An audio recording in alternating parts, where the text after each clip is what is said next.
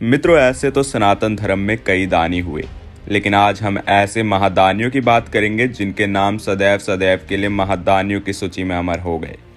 हमारे अनुसार सबसे बड़ा दान संपूर्ण धन संपत्ति व राज्य का, उससे बड़ा दान अपने शरीर के अंग का दान है और उससे भी बड़ा दान जीवन दान है।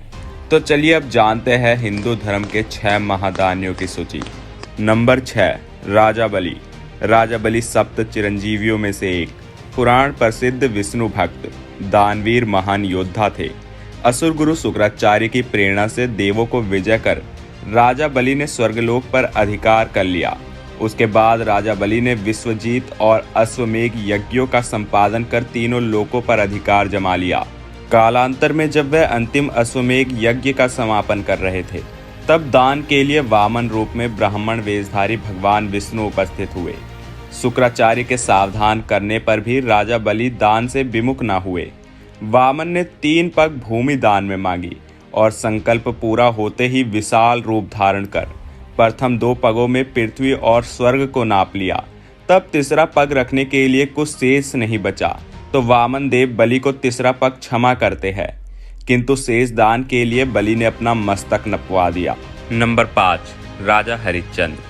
जब भी सत्य और दान की चर्चा होती है, राजा हरिश्चंद्र का नाम लिया जाना स्वाभाविक है। इसलिए भी उन्हें सत्यवादी और दानवीर राजा हरिश्चंद्र कहा जाता है।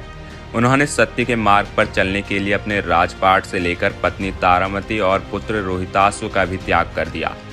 राजा हरिश्चंद्र के बारे में कहा जाता है कि एक बार उन्होंने सपने में महर्षि विश्वामित्र को अपना सारा राज्य दान में देते हुए देखा, लेकिन अगले दिन जब वह सुबह जागे तो सपने को भूल गए थे। महर्षि विश्वामित्र महल में आए और राजा हरिश्चंद्र को उनका सपना याद दिलाया। इसके बाद राजा ने खुशी खुशी अपना राज्य दान में दे दिया, लेकिन दान के बाद दक्षिणा की बारी आई तो वह बोले, पहले ही मैंने सब कुछ दान कर दिया, अब दक्षिणा के लिए धन कहाँ से लाऊं? बहुत विचार करने के बाद राजा हरिश्चंद्र ने खुद को बेचने का फैसला किया और काशी की ओर चल पड़े। इधर रानी तारामती और पुत्र रोहिताश्व को भी एक व्यक्ति ने खरीद लिया।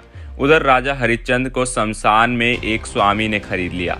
इस तरह कभी सिंहासन पर बैठने वाले राजा हरिश्चंद्र शमशान का काम करने लगे। नंबर 4, एकलव्य।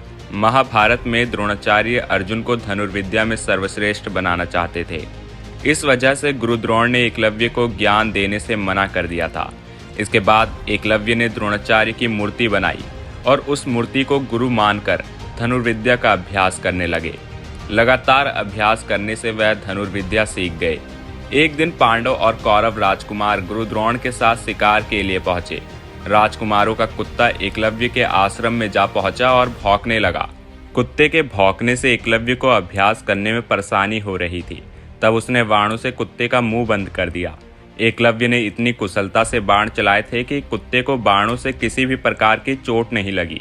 जब कुत्ते को गुरु द्रोण ने देखा तो वह धनुर्विद्या का यह कौशल देखकर दंग रह गए। तब बाण चलाने वाले की खोज करते हुए वह एकलव्य के पास पहुंच गए। गुरु द्रोण को लगा कि एकलव्य अर्जुन से श्रेष्ठ बन सकता है। तब उन्होंने गुरु दक्षिणा के रूप में उसका अंगूठा मांग लिया था। एकलव्य ने अपना अंगूठा काटकर गुरु को भी दे दिया। अंगूठे के बिना एकलव्य धनुर्विद्या में दक्ष हो गया था। नंबर 3, कर्ण। कर्ण को एक आदर्श दानवीर माना जाता है, क्योंकि कर्ण ने कभी भी किसी मांगने वाले को दान में कुछ भी देने से कभी भी मना नहीं किया, भले ही इसके परिणाम स्वरूप उसके अपने ही प्राण संकट में क्यों न पड़ गए हो। इसी से जुड़ा एक वाक्य महाभारत में है। जब अर्जुन के पिता भगवान इंद्र ने कर्ण से उसके कुंडल और दिव्य कवच मांगे तो कर्ण ने दे दिए, क्योंकि वह दिव्य कवच कर्ण के अंग का ही हिस्सा थे। तो वह दिव्य कवच उतारने के बाद कर्ण का पूरा शरीर लहूलुहान हो गया। नंबर 2, बर्बरिक। जब कौरव और पांडवों के बीच युद्ध होना था, तब बर्बरिक ने युद्ध देखने का निर्णय लिया था। भगवान श्री कृष्ण ने जब उनसे पूछा कि वो युद्ध में किसकी तरफ से है, तो उन्होंने कहा था जो भी पक्ष हारेगा वो उसी की ओर से लड़ेंगे।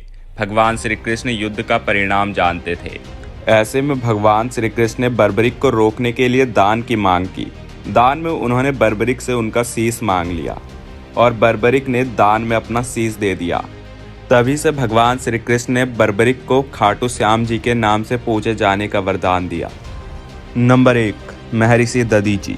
दधीची प्राचीन काल के परम तपस्वी महर्षि थे।